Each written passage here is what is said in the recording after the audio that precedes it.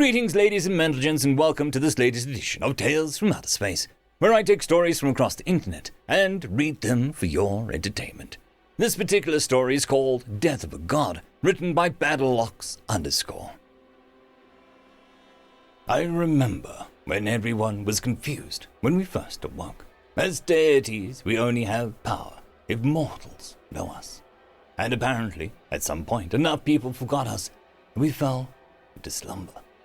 And then apparently, they remembered. While the rest of us tried to figure out what had happened, Father was already crafting a plan to return to Olympus to glory and cement our status as gods amongst mortals. He wanted us to stroll in Athens, resplendent in armor and rich clothes and jewelry, and demand to be worshipped, as he was wont to do. Athena, of course, protested.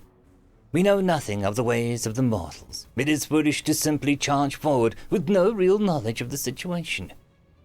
Only she could get away with calling Father foolish to his face, but I had a feeling that she was right. So what do you suggest, dear sister? I asked. Wisdom, prudence, and careful gathering of information. We need to go amongst the mortals, hidden, and learn why we slept in the first place, so that we may know how to avoid it again. You would have us disguise ourselves as mere mortals, and act as them. Surely you would be used to that by now, husband, Hera said innocently. He glanced to her uncomfortably. I have many memories of poor choices made while disguised. I would hate to return to my old ways. I snorted at the old man's poor recovery, though he seemed to think it was deft. She is right, Artemis said.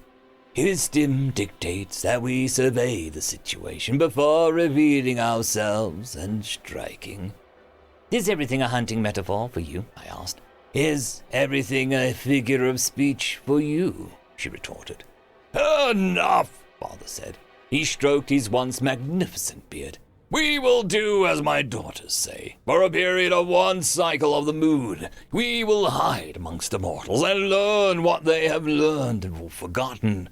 Do not reveal yourselves, and do not influence them unless you absolutely must. With these words, we were dismissed. The old man has gotten afraid in his old age, Ares snorted as we left the gathering together. His brashness made me uncomfortable. Fear is not always a mistake, I said. It prevents you from making rash decisions. He glared at me. You sound like my sister. We're all siblings, I reminded him. Half-siblings, bastard. Now go and find your lute players. I have more important matters to attend to. He sniffed the air dramatically. There is a great conflict, greater than any I have ever known before. He looked gleeful.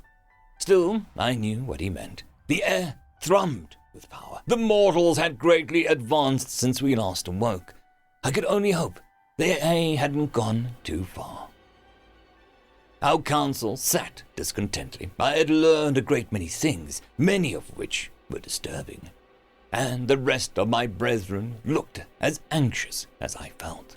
We each had our own realms of power, and we had investigated them all. Now, 11 of us had returned. Ares, the last, was still missing, and we silently waited him. Finally, Zeus stirred. We cannot afford to wait any longer. I fear that we have all ill tidings. No one spoke. Fine! I'll start us out. The mortals party and drink and have fun, as they always did. They're just a little better at it now, Dionysus said, apparently unbothered. They more than a little better at many things, I said in response. The council turned to stare at me, and I shifted uncomfortably. Their music is strange and foreign to me, but they're learning and growing quickly. Their jazz is a style that allows them to play without even knowing what the music will be. I stopped seeing that the rest of the gods were dismissing me like they were Dionysus. But it is more than that. They have defeated plagues that I had thought were inevitable. These inoculations, these vaccinations, they prevent people from ever catching diseases in the first place. And their herb lore has surpassed my own knowledge greatly. Their medicines are tiny little objects, but they contain great capability. and they learned from some prophecy. That got them. Prophecy was never meant to be of the mortals. Small stuff, naturally, like predicting the weather days in advance, but if they have learned this much, who knows what's next? Demeter nodded. The same is true with agriculture. Great machines aid them, allowing vast harvests that feed millions. At some point, they went too far, depleting the land and creating a massive dust storm, and it barely slowed them down. I cannot compete with such machines. They're glorious, Javiestas said. We looked at him curious. Their machines are intricate, far more intricate than anything I could have imagined. Better metals, more power sources, vast factories. The days of simple blacksmithing shops are long over. His words reminded me of something. Their bows are metal, I said. Straight metal bows that shoot only arrows' heads. But they launch faster than the eye can see, at great distances, and with great accuracy. Did you know of this, brother? Athena interjected, I do. She stood up straight, as if preparing to give a boring lecture. The humans have practiced tactics on a scale never before known. We more died in the Great War than ever existed when we were in power. Her words stunned the Olympians, and worried wave of murmurs began.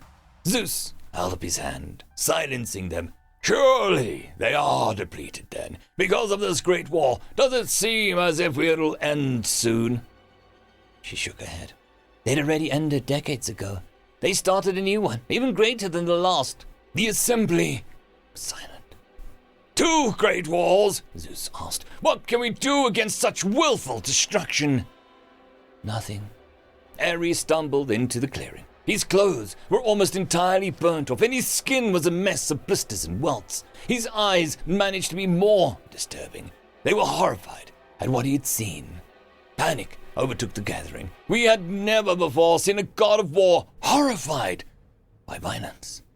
Thousands dead in a second, he said. They created a sun on earth.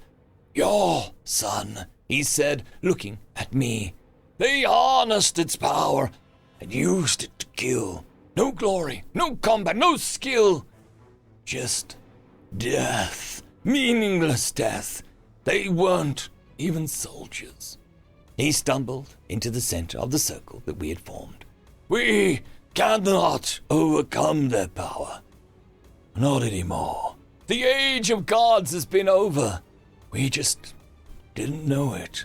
He fell to his knees. The age of man has begun. Ares, the god of war, collapsed. Dead. End of story. Story number 2. Humans Ain't So Tough, written by Cunning Artifice. Gave me the manifest, the large, shaggy Garen pirate demanded. With a pulse pistol to her head, there was no way the small bird-like Rathian steward was going to refuse. A couple of taps of her tablet brought up the list of passengers and cargo. The Garen grinned predatorily as he scanned down the list. You have, had, he leered at the Rathian. Illyrian harmonic crystals, we take good care of those. And a couple of dells. Their ransom should be worth a pretty penny. He continued to work his way through the list, each comment causing a diminutive steward to shrink a little further into her feathers. His jovial, condescending tone abruptly vanished. His eyes suddenly widened, and he swore profusely. Why didn't you tell me that you are a human aboard? He shouted at that shivering ball of feathers that the Rathian had slowly been reduced to. You didn't ask, she replied, wincing in anticipation from a blast of the now shaking pistol. Instead of venting his fear or wrath on the Rathian, the Garen instead barked orders to his radio. Squadron 326, converge on cabin 42C. There is a human in there. Kill it. A human? We weren't warned that there was a human aboard, came a concerned-sounding reply. Quit your complaining. It is too late now, and anyway, there are 16 of you, and only one of them. A little later, the sounds of a door being smashed in sounded out over the bridge from the pirate's radio. then shouting, snarling, the distinct sound of pulse pistols being fired. Then the screams started. They went on for quite a while, interspersed with thuds, groans, and whines. Then near silence, broken only by panting and more groans. One of the monitors on the bridge flickered to life. It showed the disheveled and blood-splattered interior of a passenger cabin with scorch marks from energy weapons on almost every surface. A grey-furred Garen moved in front of the camera. One arm hung limply by its side. "We got a boss, sir. He killed about half of us. The rest of us are pretty badly hurt, but we killed a human." 8 dead and another 8 badly wounded. By all accounts, that was an amazingly good result given the reputation of humans had as unstoppable killing machines. "Grab a trophy and bring it to the bridge," ordered the large Garen. The Garen on the monitor lifted a brutal-looking sword and hacked at something on the floor. And the proudly held up a severed head. "Humans ain't so tough," it sneered. On the bridge, the steward looked sick and muttered quietly to herself. "What was that?" the pirate asked, looming over her. "You didn't realize just how tough us Garen pirates are, did you?" It's not, you are so effed, you just killed his dog." Unnoticed by the crew, the monitor on the bridge showed the door of the passenger cabin begin to open as someone called out, "Hey, Ruffles, I'm back." End of story.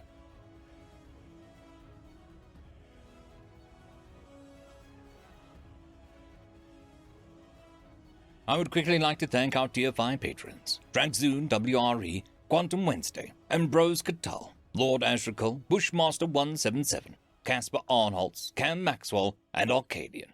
Thank you very much.